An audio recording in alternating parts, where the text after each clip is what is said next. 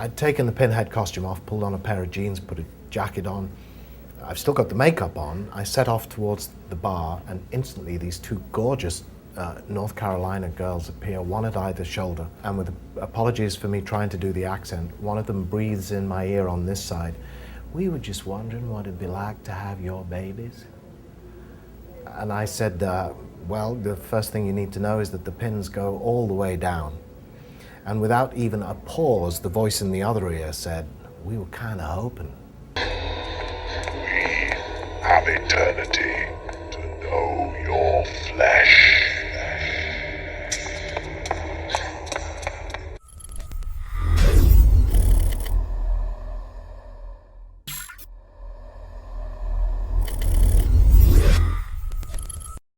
I'm not normally a fan of gory horror movies. I refuse to watch Saw, and watching the Human Centipede trailer was enough to scare me for life by itself. But to be fair, I was like 10 when I watched that, so it's not like you can really blame me. But there is one blood-soaked horror franchise that I will defend to my dying breath. Well, maybe not that far, but you get the point. Hellraiser is good, actually? Well, 2.5 of them are. And that's a pretty good 2.5. And one of the benefits of Harvey Weinstein no longer having power and influence in Hollywood, aside from the whole not abusing women thing anymore, is that his slightly less creepy brother Bob doesn't have the rights to these Hellraiser sequels anymore, and a bunch of other IP that we don't care about today because we're not talking about it. And of course, with streaming services and movie studios hungry for intellectual property, it's only a matter of time before something will come out of this Hellraiser franchise, finally. From the company behind Scream 5, well, they don't have a lot of credits yet, will come either a TV show or a movie based on Hellraiser. I don't know, it's kind of confusing and I'm not really sure. Some sources say there's a TV show, sometimes they say it's a movie. Or both? Both. Let's go with both. So, because we only talk about our monetizable interests, here we are to capitalize on that buzz. For the first time in decades, the Hellraiser franchise has a shot at being good and interesting. For the last few, I don't know how many years, and I'm too lazy to check, there's been this whole highbrow horror revival from the likes of Ari Aster and A24, as well as those shitty horror sequels that have James Wan producing them with puppets in it. I don't know what they're called. So now that Pinhead, the engineer, The lead Cenobite? Or Hell Priest? Elliot. Elliot is finally maybe getting a chance to be good again. We thought it would be fun to go down memory lane and review the series. My boy Existential Depression Man and I are big fans of the series since we did the first impressions review of the original in 2018. And over time we've become fascinated with how a series can start so strong and so unique, and gradually become so horrifically generic and unimpressive. It's not like they were just repeating the formula of the first movie again and again like these other horror franchises. The Hellraiser series seemed to veer off into a completely different direction right away. There's been about as many Hellraiser sequels as there have been Nightmare on Elm Street sequels, but nobody remembers any of them except for the first and maybe the second. Except us. Because we watched them all. And I still haven't forgiven Xavier for that. Believe me, he will pay. But for whatever reason, they kept trying to make Hellraiser work. So why did they keep failing? What should these cool new fellows making the new ones look out for? To answer this, we have to examine what makes the classic films so different from all the ones following them, and what this series needs to recapture to finally move forward and tell interesting stories again. This brings us back to the late 80s, with the frightening and sexual land of England. Wait, no! Ambiguous North American city. Redub those accents! Clive Barker, in addition to being a former hustler, actor, painter, and occasional film director, worked in theater, like real countercultural theater, during the 70s and 80s. He was like an authentic punk, not one of you fake punks. He was a countercultural, radical, cool dude. He struck upon the idea of making the film after he worked in theater and realized that even more than the stage, low-budget filmmaking really could offer that rebellious, democratic, liberal form of self-expression. After being disappointed with previous film adaptations of his work, Rawhead Rex being the big example, Barker and a friend of his pitched the idea of filming a movie version of his short story, or novella, it's hard to define, The Hellbound Heart, to Roger Corman's company, New World Pictures. It could be filmed cheaply in one location with a bunch of no-name actors, so he could basically do whatever he wanted to do. They gave him around $900,000, which is $2.5 million today, so like Get Out numbers, with very little creative restraints because there's so little money involved that nobody really cares. New World Pictures would pump out like 10 of these movies a year, and even if half of them bombed, it didn't really matter. And when the executives did try to rein him in, he scheduled their visit for the bloodiest day, and he splashed them intentionally with fake blood and guts until they would leave him alone. True story. So, what made his directorial debut so memorable and long-standing? Well, it's probably that this movie is awesome! It's a story of supernatural horror, desire, delving into the unknown, the abyss staring back, and humankind's lust for experience, good and bad. The gore and violence is spectacularly rendered in gut-wrenchingly realistic practical effects, but is ultimately one of the least enticing elements of the movie. Barker's hardcore violence is best understood in contrast with H.P. Lovecraft. In an interview, Clive Barker criticized the father of modern American horror for relying too heavily on "this thing is so terrifying I can't describe it, oh my god, I'm so tiny" type things. He felt it lacked creativity. So what Clive Barker does is tell horror stories with violence and sexuality as connective tissue, but those elements only exist to tell the story and inform the characters. It's about people, bloody and full of flawed desire. The decapitations are the least interesting part. It's about why you'd want to decapitate someone with a rusty meat hook. So, what are these movies about more specifically? Well, not fucking Pinhead, I'll tell you that for free. It's about the Cenobite, of course. One thing that we have to constantly emphasize with Hellraiser is just how much it was ahead of its time. Although Elliot, the flesh engineer, became a horror icon like Freddy Krueger or Jason or Mrs. Doubtfire, he really wasn't like them. In the 80s, horror was about the spectacle of violence and the infinitely creative ways filmmakers could finally show extreme gore, now that the world had become more open-minded to that sort of thing, and arguably more jaded to such things. You're not gonna eat the dead guy's pizza! I feel better already, really I do. Jason Voorhees is not a particularly deep character. He's angry at the world and wants revenge for a perceived injustice against him, and thus finds horny teenagers to massacre in an orgy of catharsis and 3D gimmicks. Freddy does pretty much the same, but with a bit more personality and flair, and eventually even humor. Michael Myers, the father of the 80s slasher, is a cold and unfeeling representation of evil in human form that aimlessly kills not for vengeance, but just because he's an asshole. Every other horror killer around that time is pretty much a variation of these three archetypes: cathartic revenger, the bloody comedian, and the unfeeling boogeyman. This is where Hellraiser stands out. While all these other guys are punishing horny teenagers for being horny, lead Hellraiser is a sex-positive king that we stan. No. It is not hands that call us. It is desire.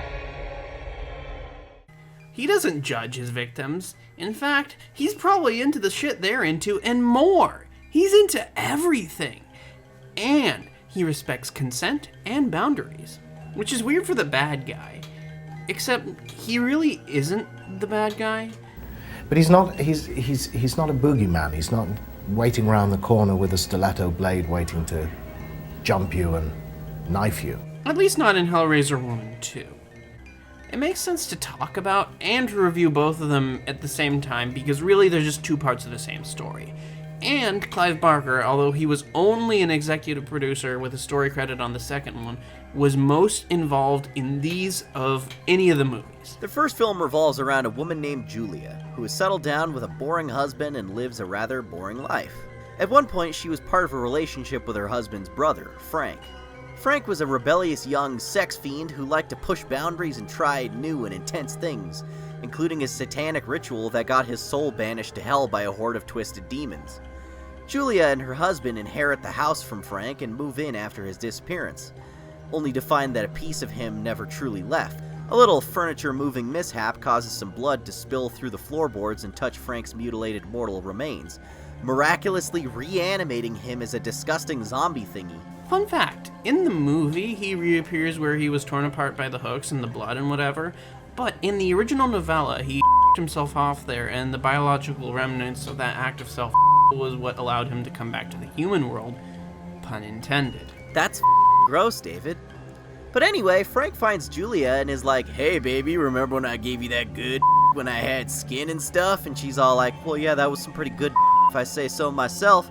And then he convinces her to lure random victims to the house for him to vampirically consume in order to restore his human body. Every person he drains blood from, he gets a little bit closer to being human again. One more, maybe two. Not To again. heal me completely.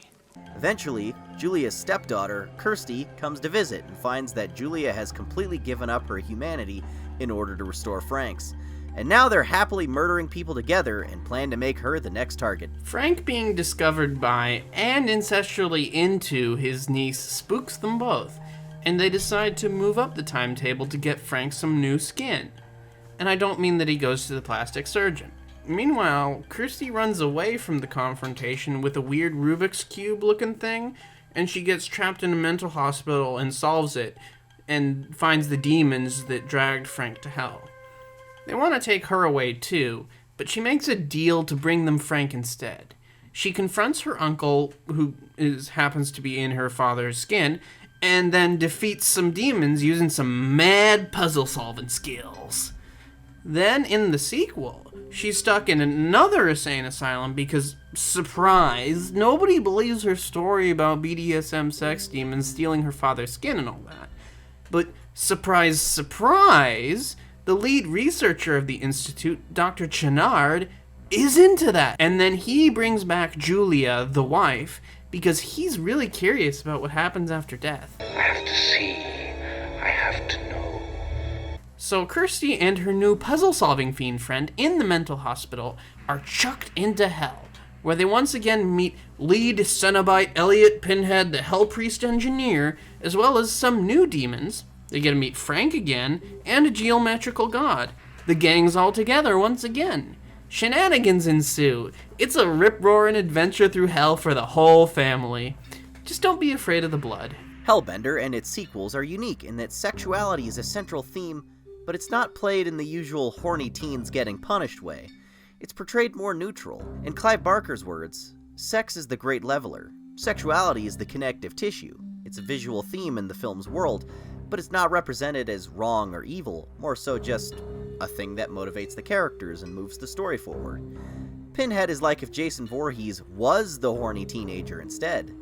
It's cool seeing a different take on the subject matter and having it presented differently, considering the lineup of other franchises at the time were still pretty much all doing the same thing with minor variables thrown in. Pinhead, much like his creator, was counterculture and rebellious. But you may have noted in our synopsis, he's not in it that much. He's not the main villain, he's not the driving force behind the plot, he's just a cool-looking side character that shows up and acts as a secondary threat. He's more of a force of nature, a personification of taboo desire and dark fantasies, but it was always the human evil that Kirsty had to watch out for most. Between her stepmother, evil diddler uncle, and whacked-out therapist, it was clear that Hellraiser's vision of hell was less transcendently evil and more based in human desire. The truly evil ones are the everyday people who let their desire and addictions push them over the edge. Let's circle back around to the relationship between H.P. Lovecraft and Clive Barker. Like we mentioned before, Clive Barker was all about recontextualizing the horror of being small and alone to the personal, to the human. What is inescapable in Clive Barker and Hellraiser especially is the flesh and blood, the desire and wants that make us human. There's a religious, almost sacred element to this commentary that we need to mention here. And no, we're not talking about that scene from Hellraiser 3 where Pinhead goes all Freddy Krueger on our asses, and not in a good way. I am the way.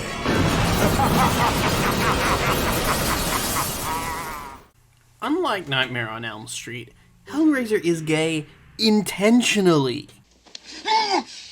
Jesus Christ! You scared the shit out of me, man! But more on that later.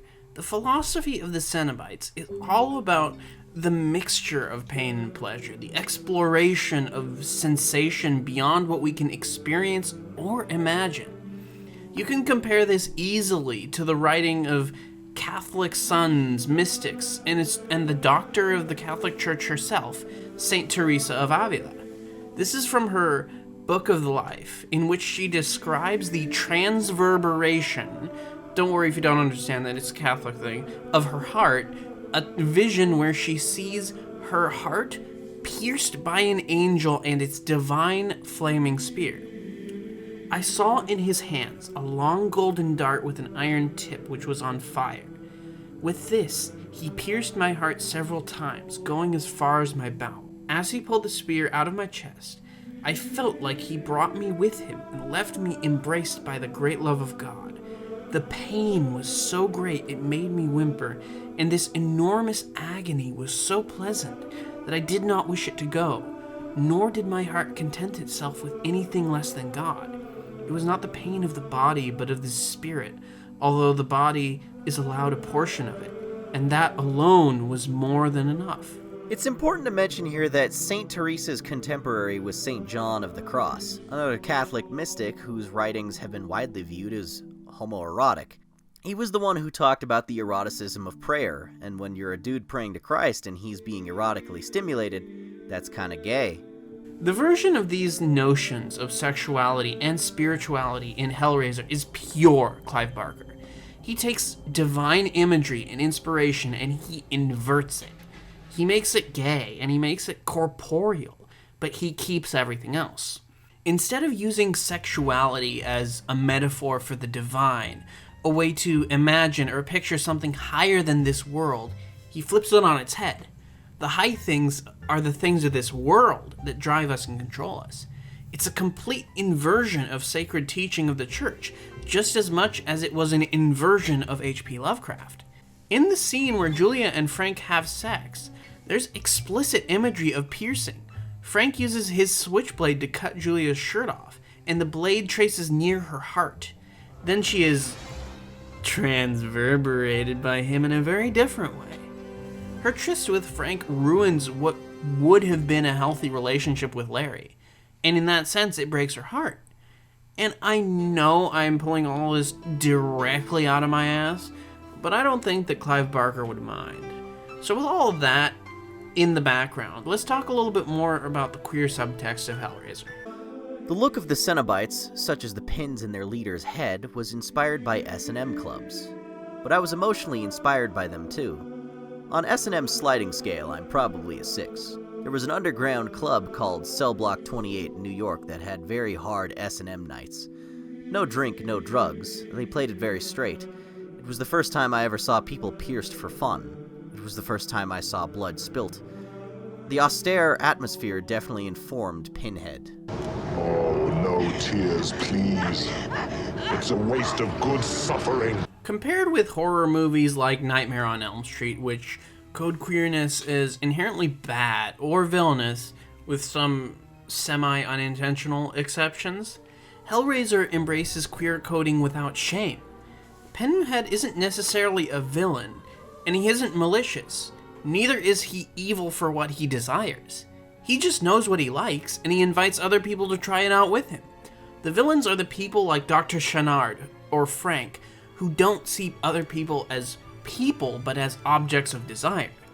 Therefore, it shouldn't really surprise anybody that some people are into Pinhead, and that it does have a substantial queer following.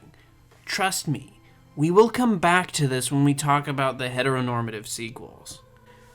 I guess what I really want to emphasize when I'm talking about Hellraiser is just how revolutionary and ahead of its time it was, which makes the regressive sequels even more offensive. So here's hoping these new films or TV shows or whatever don't let us down. Clive Barker's unique and strange little horror romp wasn't expected to be a success. And he was told it would go direct to video before it would ever get a theatrical release. It was an accidental success, and no one planned for it to be such a hit. New World Pictures went bankrupt in the late 80s and sold those rights to the horror label of Miramax, the newly formed Dimension Films. Dimension's first film was Hellraiser 3. The studio moved forward with the series as the 5th installment, left Barker and his influence to the wayside, trying to fit Hellraiser series into a mold it was never meant for going forward. It became the victim of its own immense success. Next time we'll delve deep into what caused the series to lose track of its own identity, and how we can hopefully bring it back. But before that happens, tune into the rest of this YouTube series with Xavier and I, where we slog through the rest of this trash series of movies for your enjoyment. I blame you for this, Xavier. We talk about all the shit I want to discuss in the first episode, and then for the rest of these 4 videos, we talk about the offensively trashy direct-to-DVD garbage.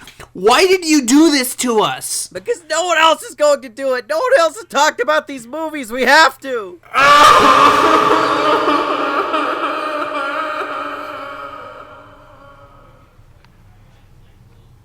I like how that turned out. I think this is a pretty good video. I don't want that shit on my channel, though. It'll scare off my audience of children. Well, I don't really have an audience anyway, so that should be fine. Anyways, thanks for working on this with me. I'm glad we can give these movies the thematic reading that they deserve and look beyond the gore to what these movies are really trying to say. Aren't there like 8 more of these? Are those any good? They should be about as good as the Freddy, Jason, or Halloween sequels. Okay, so they're probably like fine. I mean, those other ones are dumb, but they like know what they want to be at least.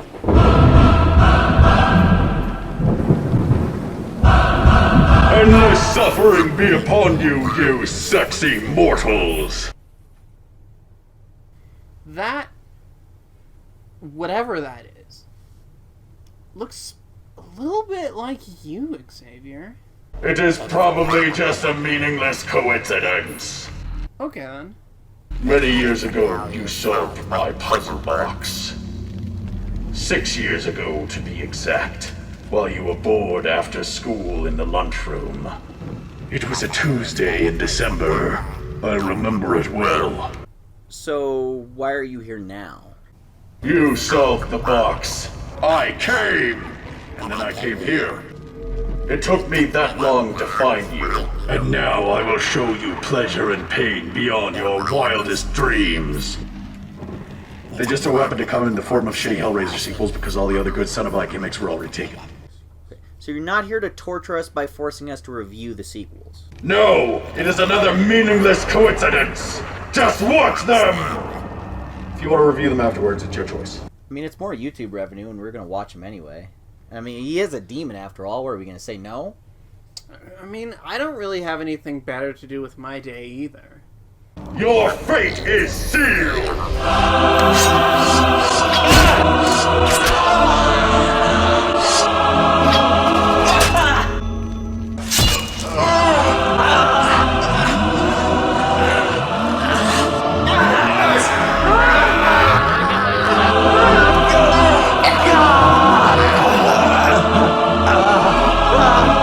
My job here is done.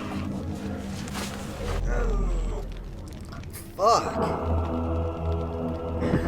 Did he have to ruin my one good shirt? Well, he is a demon. That was my line.